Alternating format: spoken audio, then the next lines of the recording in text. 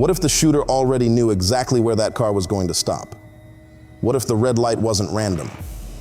What if the people on that curb, laughing, waving, completely unaware, were placed there on purpose?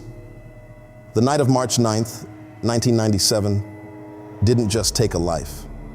It cracked something open in the culture that never healed. These questions have haunted millions for almost 30 years. Documentaries, lawsuits, deathbed confessions, and still, no real answer. What started as an innocent girls' trip became the most terrifying experience of my life. Not because of the shots, because of what I understood afterward. The domino effect of that night touched everyone who ever loved his music. Millions of people are still living inside that aftermath. Most of them don't know the half of it. I do. What I'm about to tell you is not a theory, not a rumor. It is what I saw, what I lived, what I carried in silence for nearly 3 decades, and the most terrifying part, I didn't even know I was part of it.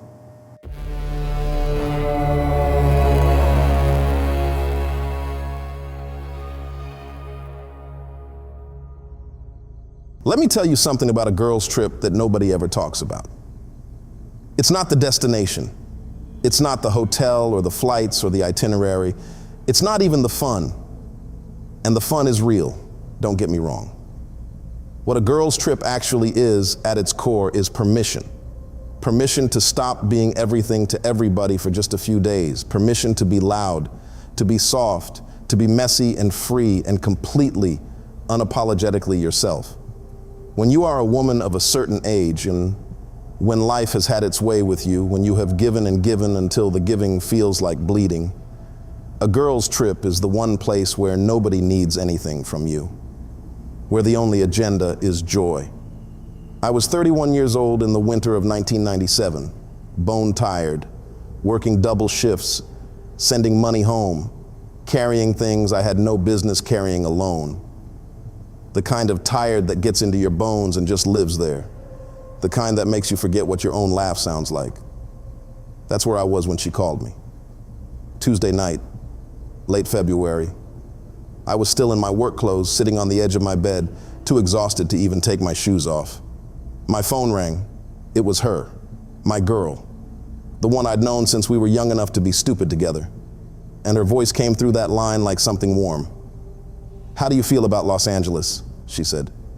I laughed, because that's the kind of question that sounds like a joke when you're broke and exhausted and the furthest you've been from home in 2 years is the Bronx. But she wasn't joking. She never joked about things like this. Everything was taken care of, she said. Flights, hotel, spending money, all of it. She had connects, industry people, music business people, the kind who moved in circles I'd only ever seen on television. The Soul Train Music Awards were that weekend. There was going to be an after party in LA that was going to be the event of the year. Everybody was going to be there. "You deserve this," she told me. "You've been grinding so hard. Just come. Let somebody take care of you for once. I want you to hold on to that line. I've held on to it for almost 30 years. Let somebody take care of you for once." I said yes before she even finished the sentence. There were 4 of us all together.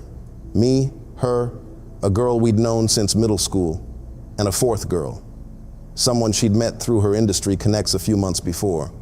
I didn't know the 4th one well. She was quiet, pretty in a way that felt deliberate, like she'd learned how to be looked at without being seen. She didn't talk much on the plane. She kept her eyes on the window the whole flight, like she was watching for something only she knew to look for. I didn't think anything of it then.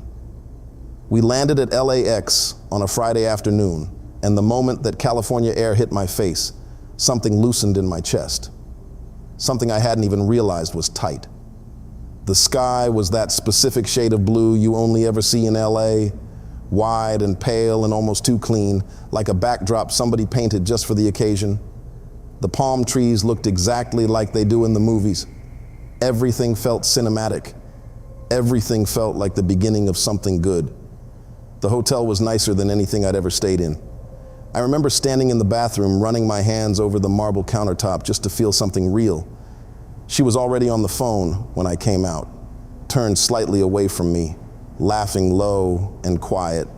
I asked her who she was talking to. "Just confirming some things for tonight," she said. I didn't ask what things. That's the moment I come back to most. Not the curb, not the shots, not the closed door. This moment, standing in a hotel bathroom in Los Angeles, in the nicest room I'd ever been in, while my best friend confirmed things she never told me about.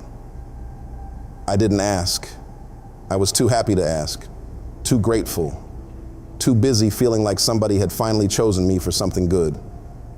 And by the time I understood why I should have asked, why every single thing about that phone call, that trip, those wristbands, that hotel, that fourth girl on the plane, by the time I understood what all of it actually was, it was already too late.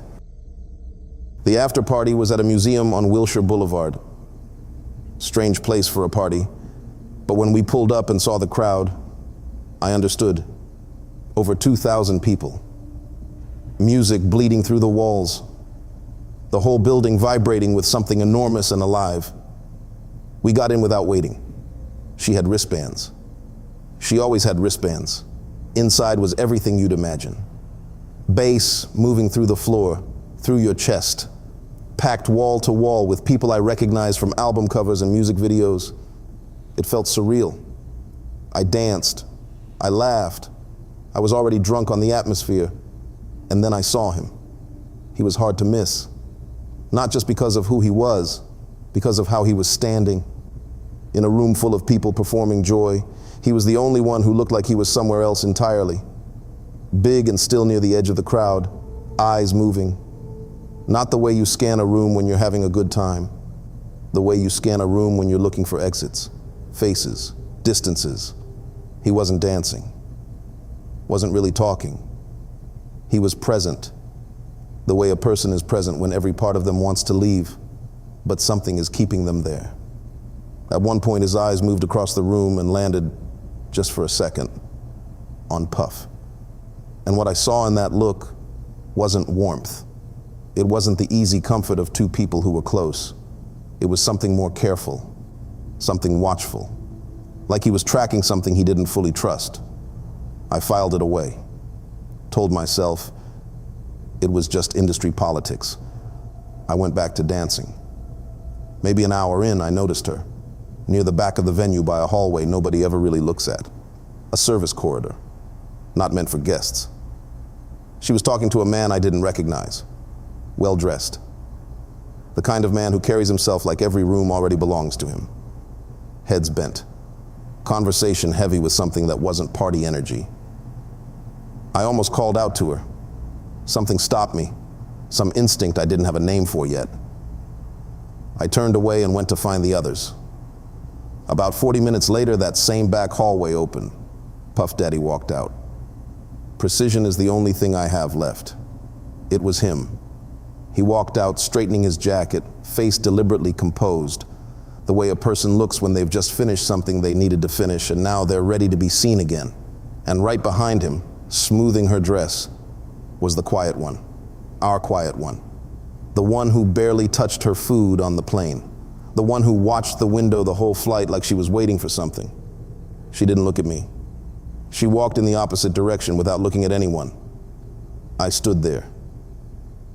The music swallowed everything back up. I told myself it was nothing. Then I felt a hand on my arm. It was her. And something had shifted. The electricity she'd been carrying all weekend was gone.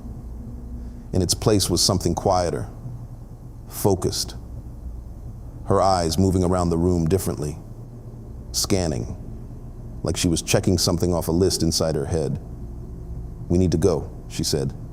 The party was still going. Nobody else was leaving. "Now?" I said.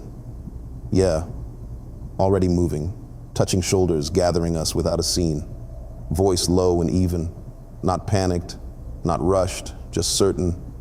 The way someone sounds when they've already decided something and the only thing left is execution.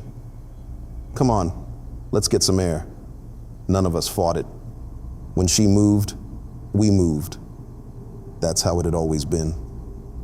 Outside, the March air was warm. She steered us toward the curb on Wilshire like she already knew exactly where she wanted to stand. She positioned us there. I understand that now. She kept our attention moving, keeping us visible, loud, and natural.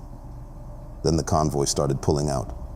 A big black truck blew through the red light without stopping. Just gone. A green Suburban pulled up behind it and stopped at the light. She touched my arm. Light. Casual. "Go ahead," she said. "Have fun." And God help me, I leaned toward the street, laughing, waving, being exactly the kind of girl on exactly the kind of night that makes a car linger at a red light just a few seconds longer than it needs to. I was the distraction. I didn't know that's what I was. The Suburban sat there. Then a black Impala came from somewhere behind us. Slow, deliberate, the kind of slow that has already decided where it's going. I heard the shots before I understood what they were. The sound was wrong in a way my brain refused to process for 2 or 3 full seconds. Then everyone was screaming and I was on the ground. I don't even remember falling. And when I looked to my left, she was gone. Just gone. Like she was never there at all.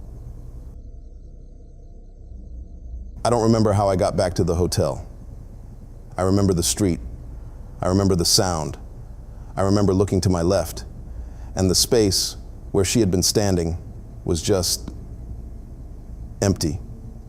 And then I remember sitting on the edge of the hotel bed, still in my party clothes, staring at the carpet, while one of the girls sat next to me with her hand on my back saying something I couldn't hear over the ringing in my ears. Nobody knew anything yet. That's the part that stays with me. We were just sitting there in shock, shaking, crying, holding each other, not knowing what had happened, not knowing if anyone had been hit, not knowing anything except that there had been gunshots and we had run, and now we were here in this hotel room waiting for the world to tell us what we had just been standing in the middle of. Eventually the crying slowed. The room got quiet. One by one the girls drifted off, still dressed, still in their shoes in some cases, just gone from sheer exhaustion. I lay there in the dark listening to them breathe, and I felt my own body finally start to let go. My eyes got heavy. The room blurred at the edges. I was almost there. That thin place between awake and nothing. Then someone knocked on the door. 3 knocks. Slow, deliberate. Not the knock of someone who wasn't sure they had the right room. I didn't move. Something in my body made that decision before my mind did. I kept my eyes closed and my breathing even, and I stayed completely still. I heard her get up. I heard the door open. I heard a voice, low, male, familiar in the way that a voice is familiar when you've heard it on television and radio for years, but never expected to hear it. 6 feet away from where you were lying. I couldn't make out the words, just the register, just the weight of it. The kind of voice that doesn't ask for things, it states them. I kept my eyes shut. I heard the door close. I heard footsteps cross the room toward me, and then I felt it. A presence near my face. Close, too close. The kind of close that has no innocent explanation at that hour in that room. I could feel the air shift, something heavy and deliberate standing over me in the dark. I have never in my life pretended so hard to be asleep. I kept my breathing slow, kept my body loose, kept my face completely still even as every nerve ending I had was screaming. And then I felt a hand on my hip. I want you to understand what I mean when I say cold, not cool. Not the chill of an air-conditioned room, cold like iron left outside in January. Cold like something that had no business being that temperature. It pressed against my hip through the sheet, and I felt it move through my entire body, down through my stomach, through my legs, straight through me. And I have never felt anything like it before or since. Not a human cold, something else, something that made my body want to recoil from the inside out. I did not move. I lay there with that hand on my hip, and I breathed. In, out. Slow, even. The most controlled I have ever been in my life, because some part of me understood, clearly without words, that moving was not an option. Then it lifted. Footsteps, the door again, the soft click of it closing. Silence. I lay there for what felt like a very long time. Then I heard the other bed creak. I heard her settle back in, pull the covers up. The small sounds of someone getting comfortable, going back to sleep, like nothing had happened, like nothing had happened at all. I stared at the ceiling in the dark, and I did not sleep again. The news came maybe an hour later. One of the girls woke up and turned on the television, and that was it. He had been shot multiple times in his vehicle at the intersection of Wilshire Boulevard and South Fairfax Avenue. Rushed to Cedars-Sinai Medical Center. Pronounced dead at 1:15 in the morning. He was 24 years old. He was supposed to fly to London the next morning. The room broke open all over again, crying, screaming. Someone was sick in the bathroom. I sat on the edge of my bed, and I did not cry. I just sat there, because something had shifted inside me in the last hour that I didn't have words for yet. Something that made the grief feel secondary to a question I couldn't stop turning over. Whoever had been in this room already knew. When those knuckles hit our door, he was already dead or dying, and someone came here anyway, stood over me in the dark anyway, put a hand on me anyway, and then went back to bed. I thought about the way he had been standing inside that party earlier that night, the way his eyes kept moving, the way he scanned those exits like a man who already knew something was wrong, but couldn't name it, couldn't prove it, couldn't leave. He knew. Some part of him knew, and he still ended up on that street. That thought sat in my chest like a stone, and it has never fully left. She came back to the room around 5 a.m. She was calm. That's what I remember most. Not shaken, not tearful, not the way any of the rest of us were. Hands trembling, voices cracking. That specific kind of crying that comes out of your body before your mind even catches up. She sat down across from us and said, "Y'all okay?" And when I looked at her face, I saw nothing. No shock, no fear, no residue of what we had just been standing in the middle of. Just calm. "Where did you go?" I asked. "When it happened."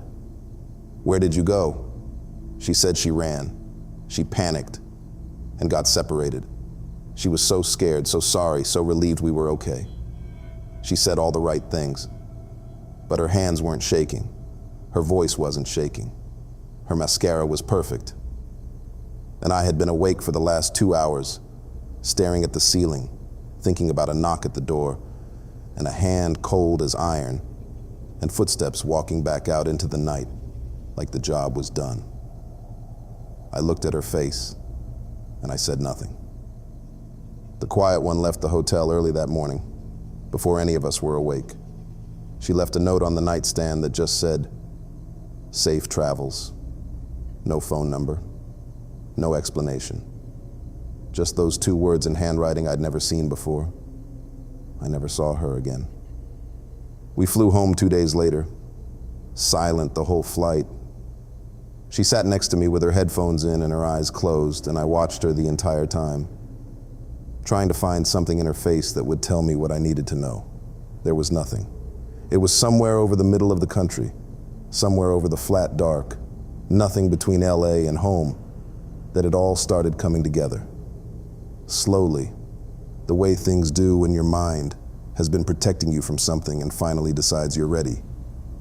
The wristbands that got us in without waiting, the spending money that appeared from nowhere, the quiet one coming out of that back corridor, smoothing her dress, walking away without looking at anyone, the phone call on a Tuesday night, just confirming some things, the way she positioned us on that specific curb, the way she kept my attention moving. "Here, look, go ahead, have fun." The way she touched my arm right before the Suburban stopped, the Impala rolling slow. Her disappearing the moment the shots started. Her hands not shaking at 5 a.m., and the hand on my hip in the dark, I turned to look at her on that plane, and I wanted to grab her by the shoulders and ask her what she did, what she knew, what I had been used for. But I looked at her face, eyes closed, headphones in, perfectly still. And something told me not to. Something animal and quiet and very old said, "Sit back, look straight ahead, don't say a word." So I didn't. We landed, got our bags, hugged goodbye the way you do when you've been through something together and don't have the language for it yet. She held me a second longer than usual. "I love you, girl," she said. "I'm so glad you came." I said, "Me too." And I walked to my car and sat in that parking garage for 45 minutes before I could make myself drive home. That was the last real conversation I ever had with her. I tried to go back to normal. I went to work. I cooked dinner. I called my mother on Sundays. I did all the things a person does when they are trying to convince themselves that their life is still the same shape it was before, but something had shifted underneath everything, some foundational thing, like a crack in a wall you can paint over, but never actually fix. I never told anyone what I saw, not the full version, not the part about the corridor, not the part about the quiet one, not the part about the way she touched my arm right before the light changed, and not the part about the hand in the dark. I was afraid of what telling it would mean, about her, about me, about what I had been a part of without ever agreeing to it. And somewhere in the back of my mind, in a place I didn't want to look directly at, I already knew why. Years pass the way years do when you're carrying something you can't put down and can't talk about. You just keep moving. You build a life around the weight of it. I checked her Facebook sometimes, not often, just enough. I don't know what I was looking for. Some sign that it was eating her the way it was eating me. A post that said too much. A comment that didn't sit right. Something that would tell me she thought about it. That she knew what she had done. There was nothing. Birthday photos, vacation pictures, grandchildren eventually. A woman living her life in full color, unbothered, unbroken, smiling in every single frame. I would close the app and sit with that for a while. Then in 2024, the news broke. Federal charges, lawsuits, trafficking, assault, names and details spilling out into the open after decades of silence. And I sat in my living room, watching it unfold on the screen, and I felt something crack open inside my chest that I had spent 27 years keeping sealed shut, because I recognized it, the structure of it, the way it worked. The girls brought in from out of town, the all-expenses-paid trips, the wristbands that appeared from nowhere, the quiet ones who already knew the people in the back rooms, the friends who made the calls and confirmed the details and positioned everyone exactly where they needed to be. I had been inside that machine, I just didn't know it at the time. I think about her on that curb sometimes, the way she touched my arm, the way she smiled and said, "Go ahead, have fun, talk to them." And I was so happy. I was so genuinely happy in that moment. A girl trip, LA, the party of a lifetime. I had no idea I was a prop. I think about him too, the way he stood in that party like a man waiting for something he couldn't name, the way he looked at those exits. He was 24 years old and something in him already knew the night was wrong, and he still couldn't get out of it. Neither could I. I just didn't know that until much later. What I know is this: I was there. I was used. And a man died on a street I was standing on, and the people who put me there went home and lived their lives like it was nothing. Then last month I was scrolling through Facebook and I stopped cold. My niece had posted. She and her girlfriends, young, beautiful, laughing, standing in front of an airport departure board, bags packed, matching outfits. The caption said, "First girl trip. We made it." So excited. I sat there and I looked at her face. That smile, that pure, unguarded excitement of a woman who has no idea what the world is capable of, who just thinks she's going on a trip with her friends, who trusts the person who planned it, who has no reason not to. I looked at that photo for a long time because that was me. In 1997, that was exactly me. Same smile, same excitement, same complete and total trust that the person who invited me had my best interests at heart. I picked up the phone and I called her.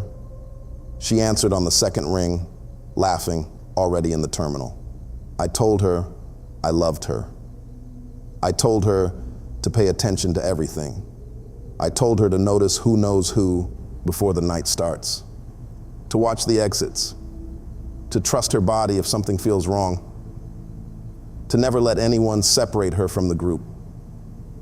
She laughed and said, "Auntie, I'm fine, we're just going to have fun." I said, "I know, baby, I know." But after I hung up, I sat in the quiet of my house and I thought about how history doesn't announce itself. It doesn't come with a warning. It just finds you standing on a curb somewhere, laughing, waving, completely unaware that you are already inside something you will spend the rest of your life trying to understand. You never know what night you're really in the middle of. You never know what you might be witnessing, what you might be used for, what story you are unknowingly walking into. That's what I need you to take with you. Go on your trips, live your life, love your people, but pay attention. Because sometimes the most dangerous place you can be is exactly where someone else needs you to stand. If this story stayed with you, there's more where this came from. The things that don't make the news, the patterns hiding in plain sight, the stories people are only now finding the courage to tell. Join Unseen Horrors and be the first to hear them. Link in the description. The membership is open, but it won't stay that way.